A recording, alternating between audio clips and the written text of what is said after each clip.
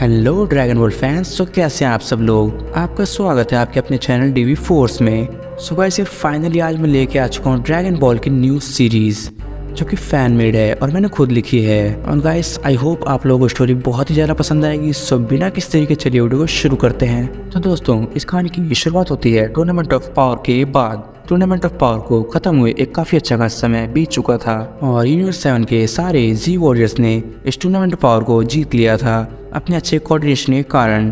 और सभी के सभी खत्म हुए यूनिवर्सेस को वापस से रिवाइव भी कर लिया था और इस बात को लगभग 3 महीने बीत चुके होते हैं। सो चलिए दोस्तों अपनी स्टोरी को कंटिन्यू करते हैं। टूर्नामेंट पावर के 3 महीने बाद एपिसोड की स्टार्टिंग में हमें वेजिटा को दिखाया जाता है और यहाँ पर वेजिटा अपने सुपर सेन ब्लू फॉर्म में होता है। तभी वेजिटा अचानक से बोलता है, तैयार हो जाओ क्या करॉट, आज मुझे अपने अल्ट्रा इंस्टेंट की पावर दिखाओ तुम। तभी गाइस यहाँ पर हमें गोकू को दिखाया जाता है। गोकू अपनी अल्ट्रा इंस्टेंट फॉर्म में होता है और वो काफी ज्यादा सीरियस दिख रहा होता है। तभी अचानक से गोकू बोलता है, ठीक है वेजिटा शुरू करते हैं। गोकू के इतना बोलते गोकू और वेजिटा दोनों ही अपनी अपनी फाइटिंग पोजीशन में आ जाते हैं और एक दूसरे से फाइट करना शुरू कर देते हैं। यहाँ पर वेजिटा लगातार गोकू के ऊपर अपने पंचों की बारिश कर रहा होता है, लेकिन गोकू यहाँ पर अपनी अल्ट्रा इंस्टिंक्ट फॉर्म में होता है तो वो इजीली वेजिटा के अटैक्स से अपने आप को बचा लेता है। और इसके तुरंत बाद गोकू वेजिटा के पेट में एक जोरदार पंच मारता है और गोकू के इस पंच का पावर इतना ज़्यादा होता है कि इसका इम्पैक्ट वेजिटा के फेस पर साफ साफ दिख रहा होता है। वेजिटा को पंच मारने के बाद गोकू अपने आप को पीछे कर लेता है। तभी अचानक से वेजिटा अपने हाथ में एक की ब्लास्ट अटैक पावर को तैयार करता है और सीधे गोकू के ऊपर ब्लास्ट कर देता है। तभी हमें दिखाया जाता है कि गोकू अपने एक ही हाथ से वेजिटा के की ब्लास्ट अटैक को रोक लेता है, लेकिन यहाँ पर वेजिटा लगातार गोकू के ऊपर और भी कई सारे की ब्लास्ट अटैक्स कर रहा होता है। उसे की ब्लास्ट अटैक्स का पावर इतना ज़्यादा होता है कि आसपास के एरिया डिस्ट्रॉय होने लग जाता है। तभी गाइस हमें दिखाया जाता है कि गोकू अपने अल्ट्रा इंस्टिंक्ट फॉर्म में होता है तो वो वेजिटा के अटैक्स को इजीली डॉज कर लेता है और वो सीधा वेजिटा की ओर बढ़ रहा होता है। तभी हम देखते हैं गोकू भी एक पावरफुल पंच तैयार कर रहा होता है और वो सीधा वेजिटा के फेस पर जड़ देता है। और यहाँ पर जैसे ही गोकू का पंच वेजिटा के फेस पे पड़ता है वेजिटा सीधे जाकर चट्टानों में घुस जाता है और गोकू के एक ही पंच में वेजिटा की हालत खराब सी हो जाती है और वेजिटा के मुंह से ब्लड बाहर आने लगता है। लेकिन यहाँ पर वेजिटा काफी ज्यादा सीरियस होता है और वो मनी मन सोच रहा होता है, मानना पड़ेगा क्या करॉट की अल्ट्रा इंस्टिंक्ट का पावर बहुत ही ज्यादा कमाल का है, लेकिन मैं क्या करॉट को छोड़ूंगा नहीं। और इसके तुरंत बाद वेजिटा अपने आप को फाइटिंग पोजीशन में ले जाता है और एक पावरफुल पंच तैयार करता है और वेजिटा लगातार अपने पंच का पावर बढ़ा रहा होता है। और इसके तुरंत बाद वो अपने पावरफुल पंच के साथ गोकू की ओर बढ़ता है और मन में सोचता है, अब तो तुम गए क्या करॉट।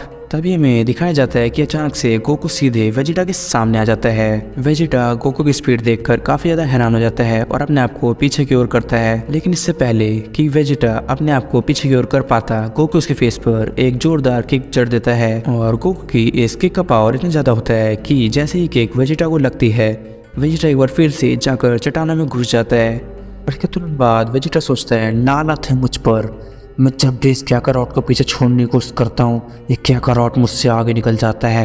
हर बार कुछ ना कुछ ऐसा होता है कि क्या करॉट मुझसे एक कदम आगे निकल जाता है। चाहे कुछ भी हो जाए, मैं ट्रू प्रिंस वेजिटा क्या करॉट से तो बिल्कुल नहीं हारने वाला। तभी अचानक से वेजिटा बोलता है, क्या करॉट मैं तुमसे नहीं हारने वाला। तभी हमें यहाँ पर दिखाया जाता है कि वेजिटा पूरी तरह से गुस्से में आ जाता है और वो अपने आप को पावर अप करना शुरू कर देता है। वेजिटा लगातार अपने आप को यहाँ पर पावर अप करता है और वेजिटा चिल्लाने लग जाता है और अचानक से वेजिटा का पावर काफ़ी ज़्यादा बढ़ जाता है और वो बोलता है, अब तो तुम कहे क्या करॉट। तभी सीन गोकू के ऊपर शिफ्ट होता है और गोकू अपने हाथ में काफ़ी सारी पावर इकट्ठा करता है और वेजिटा के ऊपर छोड़ देता है, लेकिन वेजिटा अपने आप को किस तरह से डॉज कर लेता है और गोकू के अटैक से बच जाता है। इसके तुरंत बाद वेजिटा भी अपने हाथों में काफ़ी सारी पावर इकट्ठी करने लग जाता है। तभी हमें दिखाया जाता है कि वेजिटा अपने हाथों में अपने फाइनल फ्लैश अटैक को तैयार कर रहा होता है। तभी दूसरी ओर हमें दिखाया जाता है कि गोकू भी अपने कामेहामेहा अटैक को तैयार कर रहा होता है। इसके तुरंत बाद वेजिटा अपने फाइनल फ्लैश अटैक को गोकू के ऊपर छोड़ देता है, लेकिन क्योंकि गोकू यहाँ पर अपने अल्ट्रा इंस्टिंक्ट फॉर्म में था तो वो वेजिटा की अटैक को डॉज कर लेता है और अपने कामेहामेहा अटैक के साथ सीधा वेजिटा के पास पहुंच जाता है और वेजिटा के ऊपर अपने कामेहामेहा अटैक को ब्लास्ट कर देता है। यहाँ पर गोकू के कामेहामेहा वेव का पावर इतना ज़्यादा होता है कि वेजिटा सीधे जमीन से रगड़ा हुआ नीचे की ओर जाता है और वहाँ आसपास का एरिया बुरी तरह से डिस्ट्रॉय हो जाता है।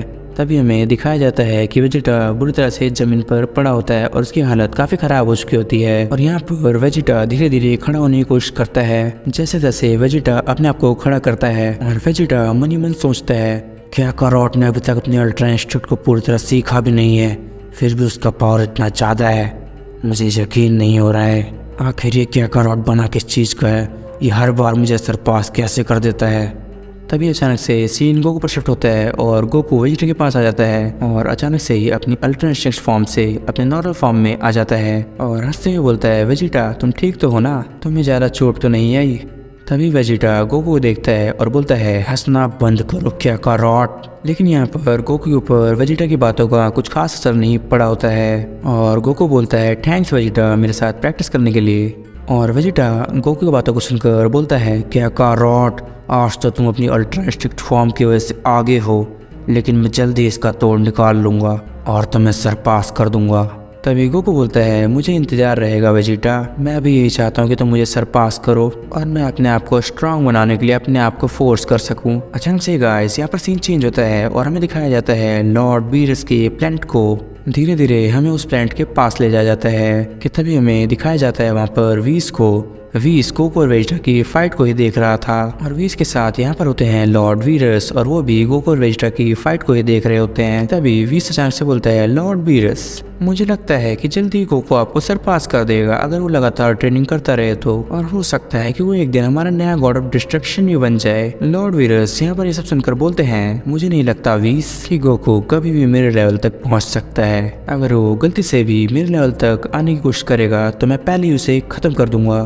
तभी वीस बोलता है, लॉर्ड वीरस सावधान हो जाइए, अगर आपने ऐसा कुछ भी करने की कोशिश की तो ग्रैंड ज़ेनो आपको चुटकियों में ख़त्म कर सकते हैं। और वैसे भी आप तो जानते ही हैं कि गोकू ग्रैंड ज़ेनो का कितना चाहिए है, तो मेरे ख्याल से आपको अपने दिमाग से गोकू को इरेज करने का ख्याल निकाल देना चाहिए। तभी लॉर्ड वीरस यहाँ पर बोलते हैं, मैं तो मजाक कर रहा था वीस, और वैसे भी हम दोनों को ही पता है कि गोकू कभी भी गॉड ऑफ डिस्ट्रक्शन नहीं बनना चाहेगा। तभी वीस बोलता है, आप सही कह रहे हैं लॉर्ड वीरस। इतने में गाइस सीन चेंज होता है और हमें यहाँ पर किसी और प्लेनेट पर ले जाया जाता है और हमें यहाँ पर दिखाया जाता है लॉर्ड वेलमॉट को। और यहाँ पर 11th यूनिवर्स के सुप्रीम काय लॉर्ड बेलमॉट को देख रहे होते हैं। तभी सुप्रीम काय लॉर्ड बेलमॉट से कहते हैं, लॉर्ड बेलमॉट आप भला क्या सोच रहे हैं। तभी लॉर्ड बेलमॉट यहाँ पर बोलते हैं, मैं यूनिवर्स 7 की योद्धा उस गोकू के बारे में सोच रहा हूँ, वो अपनी फाइट को लेकर बिल्कुल ज़्यादा पागल है और मुझे लगता है वो बहुत ज़्यादा खतरनाक भी है, उसकी वजह से हमें इरेज भी होना पड़ा है। तभी 11th यूनिवर्स के सुप्रीम काय बोलते हैं, आप सही कह रहे हैं लॉर्ड वेलमॉट, वो 7th यूनिवर्स का योद्धा गोकू बहुत ही ज़्यादा पावरफुल है, हमने कभी उम्मीद भी नहीं की थी कि कोई जिरेन से भी ज़्यादा पावरफुल हो सकता है, वो भी खासकर कोई मॉर्टल, और ना ही बाकी गॉड्स ने भी इस बारे में सोचा होगा। और लॉर्ड बेलमॉट मुझे लगता है कि सन गोकू हमारे लिए काफ़ी बड़ा खतरा ही बन सकता है। तभी लॉर्ड बेलमॉट कहते हैं, तुम सही कह रहे हो, मुझे भी लगता है कि वो सन गोकू हमारे लिए बहुत बड़ा खतरा बन सकता है, और सिर्फ हमारे लिए नहीं बल्कि हर गॉड के लिए वो बहुत बड़ा खतरा है।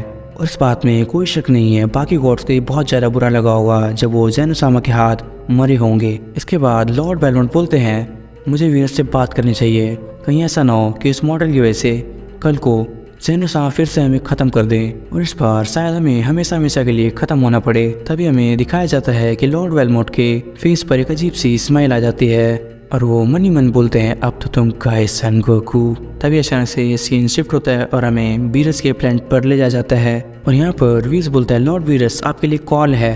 तभी लॉर्ड वीरस पूछते हैं, कॉल पर कौन है वीस?